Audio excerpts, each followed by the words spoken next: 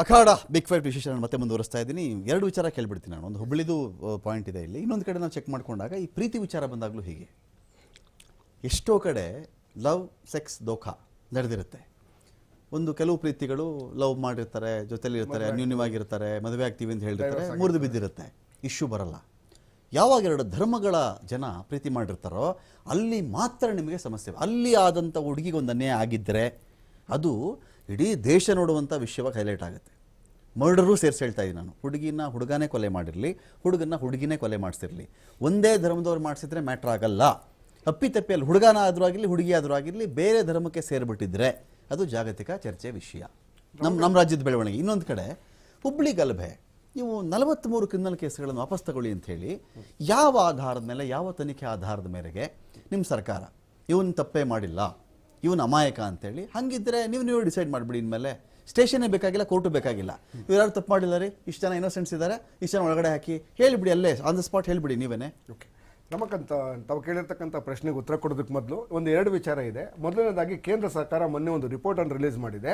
Bangalore is the safest city in India ಅಂತ ಹೇಳಿ ಒಂದು ರಿಪೋರ್ಟ್ ಅನ್ನ ಕೇಂದ್ರ ಸರ್ಕಾರ, ಬಿಜೆಪಿ ಸರ್ಕಾರನೇ ಕೊಟ್ಟಿರ್ತಕ್ಕಂಥ, ನಾನಲ್ಲ. ಓಕೆ, ಸೊ ಅಂದ್ರೆ ಅಂತ ಅರ್ಥ ಕರ್ನಾಟಕ ಸರ್ಕಾರದ ರಾಜ್ಯದ ರಾಜಧಾನಿ ಒಂದು ಕಾಲದಲ್ಲಿ ಗಾಂಜಾ ಬೀಡು, ಗೂಂಡಾ ನಾಡು ಅಂತ ಹೇಳಿ ಏನು ಬೆಂಗಳೂರು ಪ್ರಸಿದ್ಧಿ ಆಗಿತ್ತು ಕೇವಲ 2 ವರ್ಷದ ಹಿಂದೆ. ಸರಿಸುಮಾರು ಬೆಂಗಳೂರು ಒಂದರಲ್ಲೇನೆ ಸರಿಸುಮಾರು 952 ಕೊಲೆಗಳಾಗಿತ್ತು. ನೀವು ರೆಕಾರ್ಡ್ಸ್ ಅನ್ನ ತೆಗೆದು ನೋಡಿದ್ರೆ 2019ರಿಂದ 2023ರವರೆಗೆ ಎಸ್ ಎನ್ ಅವರೇಜ್ 1300ರಿಂದ 1400 ಕೊಲೆಗಳು ಕರ್ನಾಟಕ ರಾಜ್ಯದಲ್ಲಾಗಿದೆ. ಕರ್ನಾಟಕ ರಾಜ್ಯದಲ್ಲಿ ಕೊಲೆಗಳು ನಮ್ಮ ಸರ್ಕಾರ ಬಂದ ಮೇಲೆ ಕೇವಲ 429 ಬಂದಿದೆ. ಇದು ನಾನು ಕೊಟ್ಟಿರತಕ್ಕಂಥ ಡೇಟಾ ಅಲ್ಲ, NCRB ಡೇಟಾ, ಬಿಜೆಪಿ ಸರ್ಕಾರದ ಅಧಿಕೃತವಾದ ಕೇಂದ್ರ ಸರ್ಕಾರ ಕೊಟ್ಟಿರ್ತಕ್ಕಂಥ ಒಂದು ಡೇಟಾ. ಸೊ ಮೊದಲನೇದು. ಸೊ ಎರಡನೇದು, ಇವತ್ತು ಏನು ನಮ್ಮ ಬಿಜೆಪಿ ಏನು ವಕ್ತಾರರು ಹೇಳ್ತಾ ಇದ್ರು, ಏನು ಅಂತ ಹೇಳಿ ನಮ್ಮ ಅಸಮರ್ಥ ಗೃಹ ಸಚಿವರು ಅಂತ ಹೇಳಿ, ಅಸಮರ್ಥ ಗೃಹ ಸಚಿವರಾಗಿದ್ದರೆ ಇವತ್ತು ಬೆಂಗಳೂರಿನಲ್ಲಿ ತಾವೇನಾದ್ರೂ ಒಂದು ಕಾಲದಲ್ಲಿ ಏನು ಅರಗ ಜ್ಞಾನೇಂದ್ರ ಅವರಿದ್ದಾಗ ಏನು ಒಂದು ಇದರಲ್ಲಿ ಮೈಸೂರಲ್ಲಿ ಆದಂತ ಒಂದು ರೇಪ್ ಕೇಸ್ಗೆ ಆ ಹುಡುಗಿ ಅಷ್ಟೊತ್ತಲ್ಲಿ ಯಾಕೆ ಹೋಗಿದ್ಲು ಅಂತ ಹೇಳಿ ಒಂದು ಸ್ಟೇಟ್ಮೆಂಟ್ ಅನ್ನ ಕೊಡ್ತಾರೆ. ಅದೇ ಬೆಂಗಳೂರಲ್ಲಿ ಚಂದ್ರು ಅನ್ನೋ ಒಂದು ಕೊಲೆ ಆದ ನಂತರ ಅಲ್ಲಿ ಹೇಳ್ತಾರೆ ಅದು ಉರ್ದು ಬರಲ್ಲ ಅಂತ ಹೇಳಿ ಗಲಾಟೆ ಅದು ಅಂತ ಇವರೇ ಒಂದು ಇನ್ಸ್ಟಿಗೇಟೆಡ್ ಮೆಸೇಜ್ ಹೇಳ್ತಾರೆ. ಸೊ ಇದು ಅಸಮರ್ಥತೆ, ಅಂದ್ರೆ ಗ್ರೇಟ್ ಹ್ಯೂಮನ್ ಲೀಡರು. ಆಮೇಲೆ ಮೂರನೇದು ಹೇಳ್ತಾರೆ, ಬೆಂಗಳೂರಿನಲ್ಲಿ ನೀವು ಯಾರಾದ್ರೂ ಒಬ್ರು ಇದು ಬಾಣಸ್ವಾಡಿ ಭಾಗದಲ್ಲಿ, ಹೆಣ್ಣೂರು ಬಾಣಸ್ವಾಡಿ ಭಾಗದಲ್ಲಿ ಬಿಜೆಪಿ ಸರ್ಕಾರದ ಅವಧಿಯಲ್ಲಿ ಯಾರಾದ್ರೂ ಒಬ್ರು ಹೆಣ್ಮಕ್ಳು ಸಂಜೆ ಹೊತ್ತಲ್ಲಿ ಹೋಗಕ್ಕಾಗ್ತಿತ್ತಾ? ಇವತ್ತು ಆ ಮಟ್ಟವನ್ನು ಏನು ನೈಜೀರಿಯಾ ಮತ್ತು ಆಫ್ರಿಕನ್ ನ್ಯಾಷನಲ್ಸ್ ಗಳಿಂದ ನಡೀತಿತ್ತಲ್ಲ ಇದು ಅವಳಿ ಏನು ಡ್ರಗ್ಸ್ ಅವಳಿ, ಆ ಡ್ರಗ್ಸ್ ಅವಳಿಯನ್ನು ಮಟ್ಟ ಹಾಕಿದೆ ಕಾಂಗ್ರೆಸ್ ಸರ್ಕಾರ. ಆ ಹೆಮ್ಮೆ ನಮಗಿದೆ. ಯಾಕೆ ಅಂತ ಹೇಳಿದ್ರೆ ಒಂದು ದೃಢ ಸಂಕಲ್ಪ ತೊಟ್ಟಿರ್ತಕ್ಕಂಥ ಕಾಂಗ್ರೆಸ್ ಸರ್ಕಾರ. ನಾವು ಎರಾಡಿಕೇಶನ್ ಮ್ಯಾಕ್ಸಿಮಮ್ ಮಾಡಿದ್ದೇವೆ, ಅದು ಸಣ್ಣ ಪುಟ್ಟ ನಡೀತಾನೆ ಇದೆ. ಈಗ ಮಂಗಳೂರಲ್ಲೂ ಕೂಡ ರೀಸೆಂಟ್ ಆಗಿ ಹಿಡಿದಿದ್ದೇವೆ. ಆದ್ರೆ ನಾನು ಪ್ರಶ್ನೆ ಮಾಡ್ತಿರ್ತಕ್ಕಂಥ ಬೆಂಗಳೂರಲ್ಲಿ ಸದಕ್ಕೆ ಬಂದಿದೆ, ಏನು ಕಂಟ್ರೋಲ್ ಬಂದಿದೆ, ಮಂಗಳೂರಲ್ಲಿ ಬರ್ತಾ ಇಲ್ಲ. ಯಾಕೆ ಅಂತಂದ್ರೆ ಅಲ್ಲಿರ್ತಕ್ಕಂಥ ಪ್ರಶ್ನೆ ಬಿಟ್ಟಿದ್ದೆಲ್ಲ ಹೇಳ್ತಾ ಇದ್ರಿ. ಹುಬ್ಬಳ್ಳಿ ಕೇಳಿದೆ, ಅದಕ್ಕೂ ಉತ್ತರ ಇಲ್ಲ. ಜಿಹಾದ್ ಬಗ್ಗೆ ಕೇಳಿದೆ, ಅದಕ್ಕೂ ಉತ್ತರ ಇಲ್ಲ. ನೀವು ಎಲ್ಲ ಮಾತಾಡ್ತೀರಿ.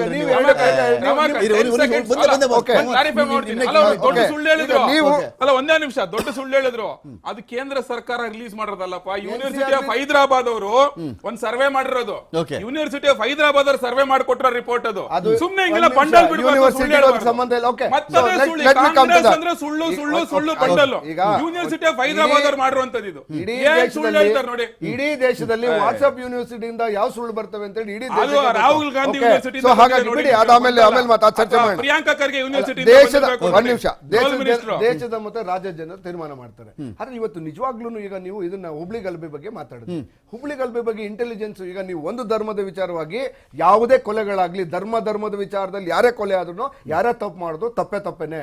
ಓಕೆ, ಸೊ ಪಾಪ ಸಿದ್ದರಾಮಯ್ಯ ನಮ್ಮ ಪಕ್ಷದ ಕಾರ್ಯಕರ್ತರು ಮಗಳು ಅದು ಕೊಲೆ ಆಗಿದ್ದು, ಅದರಲ್ಲಿ ನಮ್ಮ ಇದರಲ್ಲಿ ಹುಬ್ಳಿನಲ್ಲಿ ಹೌದು, ನೇಹಾ ಕೊಲೆ. ಆದ್ರೆ ನೀವು ಇದನ್ನ ಕೊಲೆ ಆಗಿದೆ, ಅದನ್ನ ಏನು ನಾವು ಎಸ್ ಎ ಹ್ಯೂಮನ್ ಬೀಯಿಂಗ್ ಅದನ್ನ ಖಂಡಿಸಿ ಆಕ್ಷನ್ ತಗೊಳ್ಬಹುದು. ಬಟ್ ನಿಜವಾಗ್ಲೂ ಅದನ್ನ ನೀವು ಬಿಜೆಪಿ ಅವರು ಇನ್ಸ್ಟಿಗೇಟ್ ಪ್ರಯತ್ನ ಮಾಡಿದ್ರಿ. ಶೋಭಾ ಕರಂದ್ಲಾಜೆ ಅವ್ರು ಯಾವ್ದನ್ನ ಒಂದು ಸಣ್ಣ ಜಗಳ ಆಗ್ಲಿ, ಹೇಗೆ ಈಗ ಅರಗ ಜ್ಞಾನೇಂದ್ರ ಅವ್ರು ಹೇಳಿದ್ರು ಹಾಗೆ ಪ್ರತಿಯೊಂದು ಇಲ್ಲೇ ಒಂದು ಬೆಂಗಳೂರಲ್ಲಿ ಗಲಾಟೆ ಆಯ್ತದ್ದು, ಡ್ಯಾನ್ಸ್ ಆಗದೆ ಗಲಾಟೆ ಆಗಿದ್ದಕ್ಕೆ ಅದು ಜಿಹಾದಿಗಳು ಮಾಡಿರ್ತಕ್ಕಂಥದ್ದು. ಪ್ರತಿಯೊಂದಕ್ಕೂ ಜಿಹಾದಿಗಳು ಮಾಡಿದ್ದಾರೆ ಅಂತ ಹೇಳಿ. ಅಂದ್ರೆ ಏನು ಈ ಇನ್ಸ್ಟಿಗೇಟಿವ್ ನೇಚರ್ ಇದೆಯಲ್ಲ, ಅದನ್ನ ಬಿಜೆಪಿ ಅವರು ಬಿಡ್ಬೇಕು. ಈಗ 43 ಕ್ರಿಮಿನಲ್ ಕೇಸ್ ಹೇಳಿ ನನಗೆ. ಓಕೆ, ಪರಮೇಶ್ವರ್ ಅವರು ಒಂದು ಅವರ ನೇತೃತ್ವದಲ್ಲಿ ಒಂದು ಸಮಿತಿಯನ್ನ ರಚಿಸಿದ್ವಿ. ಸರ್ಕಾರನೇ 2024ರಲ್ಲಿ ಒಂದು ಸಮಿತಿಯನ್ನ ರಚನೆ ಮಾಡಿ ಅಲ್ಲಿನ ಕಮಿಷನರ್ ನೇತೃತ್ವದಲ್ಲಿ ಇದರಲ್ಲಿ ಯಾವುದ್ಯಾವುದು ಇದನ್ನು ಟ್ರಿವಿಯಲ್ ಏನು ಕೇಸ್ಗಳಿದ್ದಾವೆ ಅವನ್ನ ನೀವು ಯಾರು ಇದನ್ನ ಮಾಡ್ಬೋದು, ತೆಗೆದಾಕ್ಬೋದು ಅಂತ ಇಂಟ್ರೆಸ್ಟ್ ಏನು? ಈಗ ಯೂಶುವಲಿ ನಾನು ಹೇಳ್ಬಿಡ್ತೀನಿ, ಒಂದು ಗಲಭೆ ಆಯ್ತಪ್ಪ, 25 ಜನ ಭಾಗಿಯಾಗಿದ್ದಾರೆ, ಯಾವ್ದೋ ರೋಡಲ್ಲಿ ಒಂದು ಗಲಭೆ ಆಯ್ತು, ಸ್ಟೇಷನ್ಗೆ ನುಗ್ಗಿದ್ರು, 25 ಜನ ಗಲಭೆ ಆಗಿದಾಗ ಪ್ರೊಸೀಜರ್ ಏನ್ ಹೇಳಿ? FIR ಆಗುತ್ತೆ, ಕೇಳಿಸ್ಕೊಳ್ಳಿ, FIR ಆಗುತ್ತೆ, ಚಾರ್ಜ್ ಶೀಟ್ ಆಗುತ್ತೆ, ಬೇಕಂದ್ರೆ SIT ರಚನೆ ಮಾಡ್ತಾರೆ. ಇವ್ರು ಯಾರು ಇಲ್ಲಿ ಕರೆದಿದ್ದವ್ರು ಯಾರು? ಈಗ ಆಗಿದ್ರೆ ಬಿಜೆಪಿ ಸರ್ಕಾರ 25,000 ರೌಡಿಗಳ ಸೀಟನ್ನ ಕ್ಯಾನ್ಸಲ್ ಮಾಡಿದ್ರೆ ಹೆಂಗ್ ತೆಗೆದ್ರು, ಕೇಸ್ಗಳನ್ನು ವಾಪಸ್ ತಗೊಂಡ್ರು. ಇದು ನೀವು ಕೂಡ ಚರ್ಚೆ ಮಾಡಿದಿರಿ. 2023 ಜಸ್ಟ್ 1 ತಿಂಗಳು ಮೊದಲು, ಕೇವಲ 1 ತಿಂಗಳು ಚುನಾವಣೆ, 1 ತಿಂಗಳು ಕೇವಲ 1 ತಿಂಗಳು ಮೊದಲು 24,570 ರೌಡಿಗಳನ್ನ ಕೇಸನ್ನ ವಾಪಸ್ ತೆಗೆದುಕೊಂಡ್ರು. ಅದೇ ರೌಡಿಗಳನ್ನ ಎರಡು ಪ್ರಶ್ನೆ ಬರುತ್ತೆ. ಒಬ್ಬ ರೌಡಿ ಶೀಟರ್ ಆಗಿದ್ದ ಅಂತ ಅಂದ್ಕೊಳ್ಳಿ, XYZ ಪರ್ಸನ್, ಅವನು ಸಾಯೋವರೆಗೂ ರೌಡಿ ಶೀಟರ್ ಆಗಿರ್ಬೇಕು ಅಂತ ಏನಿಲ್ಲ, ಬೇಕಿಲ್ಲ. ಸನ್ನಡತೆ ಇತ್ತು, ಹಲವಾರು ವರ್ಷಗಳಿಂದ ಅಂತ ಯಾವುದೇ ಚಟುವಟಿಕೆಯಲ್ಲಿ ಭಾಗಿಯಾಗಿಲ್ಲ ಅಂದ್ರೆ forget about the government, home minister ಬಿಟ್ಬಿಡಿ ನೀವು, ತನ್ನಿಂತಾನೆ ರೌಡಿ ಶೀಟರ್ ಇಂದ ಇರಲ್ಲ ಅವನು. ಹೌದು, ಅಂದ್ರೆ ನೀವು ಆಲ್ ಆಫ್ ಸಡನ್ ಯಾವ ಮಾನದಂಡದ ಮೇಲೆ 24,570 ಜನದ ಕೇಸನ್ನು ವಾಪಸ್ ತಗೊಂಡ್ರಿ? ನಾವು ಅದನ್ನ ಹೇಳಿದ್ವಿ. ಕರ್ನಾಟಕವನ್ನ ಇದು ಬಿಜೆಪಿಯ ರೌಡಿ ಮೋರ್ಚಾ ಆರಂಭ ಆಯ್ತು ಅಂತ ಹೇಳಿ ಬೆಂಗಳೂರಿನಲ್ಲಿ ಒಬ್ಬ ರೌಡಿ ಮನೆಗೆ ರೌಡಿ ಶೀಟರ್ ಈಗಲೂ ಇದೆ, ಅವರ ಮನೆಗೆ ಹೋಗಿ ಒಂದು ಕಾರ್ಯಕ್ರಮಕ್ಕೆ ನಮಸ್ಕಾರ ಮಾಡಿದಂತ ಒಂದು first time in history of ಪ್ರಧಾನಮಂತ್ರಿಗಳು ಸೈಕಲ್ ರವಿ ಅನ್ನೋ ಒಂದು ರೌಡಿಗೆ ನಮಸ್ಕಾರ ಮಾಡಿದಂತ ಒಂದು ಇದನ್ನ ಕೆಟ್ಟ ಪರಿಸ್ಥಿತಿಗೆ ನಮ್ಮ ರಾಜ್ಯದ ಬಿಜೆಪಿ ತಗೊಂಡೋಗಿದ್ರು ಅಂತಂದ್ರೆ ನೀವು ಹೇಳಿ. ಮೋಹನ್ ರಮಾಕಾಂತ್ ನೋಡಿ, ಮೊದಲನೇದು ಅದು ನಾನು ಹೇಳಿದ್ನಲ್ಲ, ಅದು ಖರ್ಗೆ ಯೂನಿವರ್ಸಿಟಿ ಸುಳ್ಳದು. ಅಗೇನ್ ಅದು ಎಲ್ಲಿಂದ ತರ್ತಿಯಾರ ಇನ್ಫಾರ್ಮೇಶನ್ ಗೊತ್ತಿಲ್ಲ, ಒಂದಂತೂ ಇಲ್ಲಿ ಎಕ್ಸ್ಪೋಸ್ ಆಯ್ತು, ಆ ತರದಂತೂ ಏನು ನಡೆದೇ ಇಲ್ಲ, ಆಯ್ತಲ್ಲ. ನೀವು ನೋಡಿ, ಇವ್ರ ಇತಿಹಾಸನೇ ಇದೆ ರಮಾಕಾಂತ್. ನಾನು ಆಗ್ಲೇ ಹೇಳ್ದಂಗೆ, ನಾನ್ ವೆರಿ ಕ್ಲಿಯರ್ ನನ್ನ ಸ್ಟ್ಯಾಂಡ್ ಅಲ್ಲಿ, ಕೊಲೆಗೆ ಕೊಲೆ ಸೊಲ್ಯೂಷನ್ ಅಲ್ವೇ ಅಲ್ಲ, ಇದು ಸಂವಿಧಾನಾತ್ಮಕವಾಗಿ ನಡೀಬೇಕು, ಲಾ ಅಂಡ್ ಆರ್ಡರ್ ಇಶ್ಯೂ ಚರ್ಚೆ ಆಗ್ಲೇಬೇಕು, ಆಸ್ ಸಿಂಪಲ್ ಆಸ್ ದಟ್, ಆಯ್ತಲ್ಲ. ನೀವು ಇವರು ಸರ್ವ ಜನಾಂಗದ ಶಾಂತಿಯ ತೋಟ ಅಂತ ಹೇಳಿದವರು ಚುನಾವಣೆ ರಿಸಲ್ಟ್ ಬಂದ ಮೇಲೆ ಏಕ ಜನಾಂಗದ ಓಲೈಕೆಯ ತೋಟ ಮಾಡ್ಕೊಂಡು, ನಾನು ಆಗ್ಲೇ ಪಟ್ಟಿನೇ ಕೊಟ್ಟೆ, ದೊಡ್ಡ ಪಟ್ಟಿನೇ ಕೊಟ್ಟೆ. ಇವ್ರು ಏನ್ ಮಾಡ್ತಿದ್ದಾರೆ ಕಂಟಿನ್ಯೂಸ್ ಆಗಿ? ಹಿಂದಿನ ಸರ್ಕಾರ ಅವಧಿನಲ್ಲೂ ಅಷ್ಟೇನೆ 174 ಕೇಸು SDPI PFI ಕಾರ್ಯಕರ್ತರ ಮೇಲೆ ಇದ್ದಿದ್ದು, 1600 ಜನ ರಿಲೀಸ್ ಮಾಡಿಸಿದ್ರು ಅವತ್ತು, ವಿಡ್ರಾ ಮಾಡ್ಕೊಂಡ್ಬಿಟ್ಟು, ಆಯ್ತಲ್ಲ. ತಿರ್ಗಾ ಹೆಂಗೆ ಅದನ್ನ ವಿಡ್ರಾ ಮಾಡ್ಕೊಂಡ್ರು ಅಂದ್ರೆ, ಅವತ್ತು TV ಜಯಚಂದ್ರ ಅವರು ಓಪನ್ ಆಗಿ ಬಂದು ಪ್ರೆಸ್ ಗಳಲ್ಲಿ ವಿಡ್ರಾ ಮಾಡ್ಕೊಂಡ್ರಿ ಅಂತ. ಆದ್ರೆ ಆ ಮೀಟಿಂಗ್ ನಲ್ಲಿ ಅವತ್ತಿದ್ದಂತ ಪೊಲೀಸ್ ಅಧಿಕಾರಿಗಳು ಮಾಡ್ಕೊಬಾರ್ದು, ತನಿಖೆ ಆಗ್ಬೇಕು ಅಂತ ಸ್ಪೆಸಿಫಿಕ್ ಆಗಿ ಹೇಳಿದ್ರು, ಬಟ್ ಸ್ಟಿಲ್ ವಿಡ್ರಾ ಮಾಡ್ಕೊಂಡ್ರು.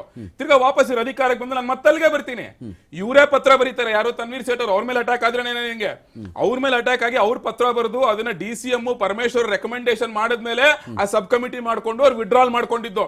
ಇವರೆಲ್ಲ ಯಾರು? ನಿಮಗೆ ನಾನು ಆಗ್ಲೇ ಹೇಳ್ದಂಗೆ, ನೀವು ನಮ್ಮ ಪರಿವಾರದ ಕಾರ್ಯಕರ್ತರು ಯಾವತ್ತೂ ಅಷ್ಟೇ ಪೊಲೀಸ್ ಸ್ಟೇಷನ್ ಬೆಂಕಿ ಹಚ್ಚೋದಾಗ್ಬೋದು ಆತರ ಕೆಲಸ ಮಾಡಿಲ್ಲ. ಇವರು ಸತತವಾಗಿ ಮಾಡ್ತಾ ಇದ್ದಾರೆ. ಇವ್ರದೇ ಶಾಸಕರಿದ್ದಂತ ಜಾಗ, ಇವ್ರದೇ ಲೀಡರ್ ಹೆಸರು ಬಂತ ಹೊತ್ತು ಸಂಪತ್ ರಾಜು KGL DJN ಅವತ್ತು ಬೆಂಕಿ ಇಟ್ರು ಪೊಲೀಸ್ ಸ್ಟೇಷನ್ಗೆ, ಅವತ್ತು ಅವ್ರ ಮೇಲೆ ಕೇಸ್ ವಿಡ್ರಾ ಮಾಡ್ಕೊಳ್ಳಿ ಅಂತ ಹೇಳಿದ್ರು. ತಿರ್ಗಾ ಇವತ್ತು ಹುಬ್ಳಿನಲ್ಲಿ ಕೇಸ್ ವಿಡ್ರಾ ಮಾಡ್ಕೊಳ್ಳಿ ಅಂತ ಹೇಳಿದ್ರು. ಅಂದ್ರೆ ಹಾಗಾದ್ರೆ ನೀವು ಓಪನ್ ಇನ್ವಿಟೇಷನ್ ಕೊಡ್ತಾ ಇದ್ದೀರಾ ಅವ್ರಿಗೆ, ನೀವು ಮಾಡಿದೆಲ್ಲ ಸರಿ, ನೀವು ನಮ್ಗೆ ಓಟ್ ಹಾಕಿದ್ದೀರಾ, ಹಾಗಾದ್ರೆ ನೀವು ಒಂದು ಜನಾಂಗದ ಅಂತ ಹೇಳ್ಬಿಟ್ಟು ಒಂದಕ್ಕೆ ಅವ್ರನ್ನ ಮೂಲೆ ಗುಂಪು ಮಾಡ್ಬಿಟ್ಟು ಅವ್ರನ್ನ ಸೀಮಿತ ಮಾಡಾಕ್ಬಿಟ್ಟು ನೀವು ಮಾಡಿದೆಲ್ಲ ಸರಿ ಅಂತ ಹೇಳ್ಬಿಟ್ಟು ಒಂದು ಜನಾಂಗಕ್ಕೆ ಫುಲ್ ಕೆಟ್ಟ ಹೆಸರು ತರ್ತಾ ಇದ್ರು ಒನ್ ಟೈಮ್ ಅಲ್ಲಿ.